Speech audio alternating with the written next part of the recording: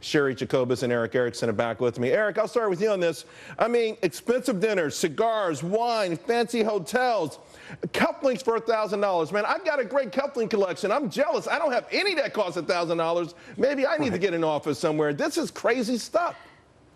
Oh, it absolutely is crazy. You know, politicians, they get in Washington or the state house somewhere. They're wooed by lobbyists who used to be politicians serving alongside of them. You and I are worried about our future, the future for our families and children. They're worried about their next private jet flight. You know, here's the thing, and Cochran actually just declared war, Cheri, on special interests. He said, I'm declaring war on all special interests, all the Gucci loafing, shoe-wearing special interests, powers that be. Yeah. How do you do both? Well, you don't. And, you know, I think that Florida Republicans, again, you had said congressman, this is in the state. State representative. But you know what?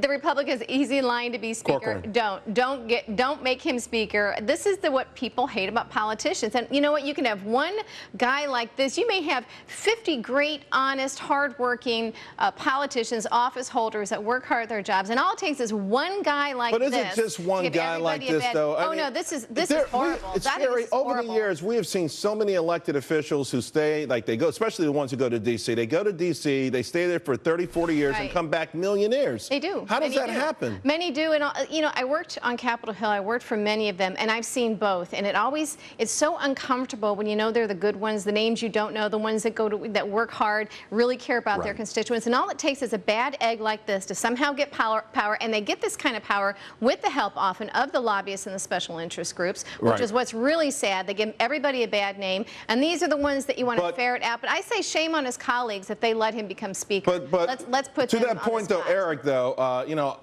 listen. Maybe every single one of them go to the D.C. or to the state house, and you know, with the greatest of intentions. But power corrupts, particularly when there's this kind of money being thrown around. And it feels like more and more, most of them at some point make this Faustian deal.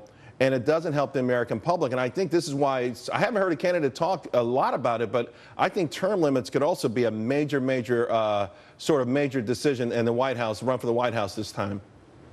You know, I think term limits probably will, although we've seen in some of the states that have term limits that they just try to do it faster and at greater scale than in places that don't have it. Yeah, unfortunately, that's true. But, you know, you do have to wonder in Washington, you have some guys who go there, Democrats and Republicans alike, who suddenly their wives and their children get jobs as high-dollar lobbyists, and they have a seat waiting for them when they leave. I mean, to his credit, I'm not a huge fan of a lot of Jeb Bush's policies, but one of them I'm a big fan of is to put a 6-year gap on being able to become a lobbyist once you leave Congress. Right now it's a year, and they just sit out in a lobbying firm, wait for the year to pass, and collect a fat paycheck. All right, and again, this is Representative Richard Corcoran, who we were referring to. Thanks a lot, guys. Seattle.